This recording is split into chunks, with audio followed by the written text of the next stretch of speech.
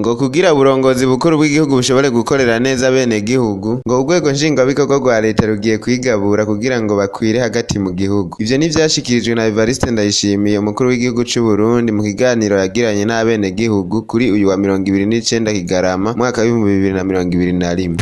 Nico gituma kugira ngo uburongozi bukuru bw'igihugu bushobore kuramira abenegihugu, dushaka gukora ibishoboka byose kugira ngo uburongozi bw'igihugu tubudugane bugende gukorera abenegihugu.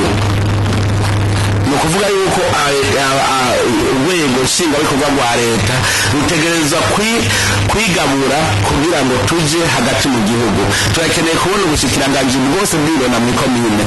Uno munsi umushikiranganji ashobora kumubaza ngo tuje muri rya komine sigura ivyo wabakoreye, abibura kubera si yari. Ubu rero dushaka yuko ubushikiranganji bwose bwibona mu makomine. Mugabo ndabivuze ndazi nk'ubu mu ndongozi hariho abacira ubunyene batetemera kuko bavuze ngo bagomba bandugane. Niba udashaka kuduga urigumira i Bujumbura, duce tugusubiriza uwundi hariya ruguru hariho wibereyeyo ashobora guca abikora mu kibazo cawe.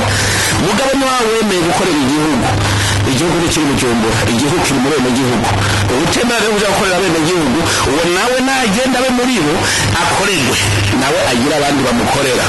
Muri ico kiganiro nyene yaragize ico ashikiriza ku kijanye n'igwirirana ry'abantu. Kubwiwe ngo ni ikibazo gihambaye ariko abenshi bafata minenego, agasaba abarundi bose gufata ico kibazo mu minwe. Igwirirana ry'abantu ni ikibazo gihambaye cane abantu bafata minenego.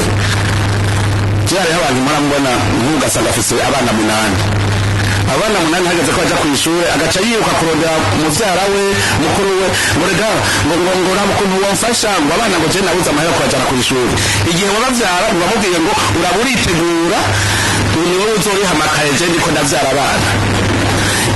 Ishure ugasanga amashure yatubanye make kubera abana dushaka ko abana bo igihugu bose biga. Mugabo bana ni umurengera. Nagira ngo babwire yuko Uburundi bugira bugere ku rugero abarundi barengera igihugu cyabo. Ega n'Imana ikire misi yarateguye neza abakwiye isi. Iyo rero uciye urengera ivy'Imana yaguhaye, bava ngo yaguhaye umutwe uryana n'ugutwi. Uburundi mumenye ko bwibwaguka. Ni muri rero amayeri y'ingene turima mu magorofa, tugira amagorofa tugerekeranya imirima, none tugire gute? Iki kibazo rero kigwirirana ry'abantu nagomba saba abarundi bose umwe wese akigire gwiwe, ayigire gwiwe. Kumva ngo kubera ngo abavyeyi baruka ku buntu mugaca muguma mwibaruka inahekana none leta muraza kuzo none wewe uzobavyara abenegihugu bandi bace bakurihira nawe barihira none ayo mahera azovaho. Erega mumenye yuko leta igihugu ni mwebwe. Rero atamwikora hari tuzopfa nk'ari nyoni. Rero nagira mpanuro ico ni ikibazo nabonye kiraba umurundi wese ahubwo mbere tuzohava tubona hari n'abatangiye gusaba ko ingingo zifatwa ku muntu avyaye abana benshi, tukamufatira ingingo hari baratangiye kubisaba. Rero ico ni mu buzima bw'abenegihugu nagira mbanze ndabwiye ko ari ikibazo gihambaye cane. Hariho rero iyo abantu babaye benshi no kubateganiriza akazoza bica bigorana. Nico mbona boro baguma baba benshi kuko nta mikoro asubira kuboneka, no kuvuga igihugu twakirengeye.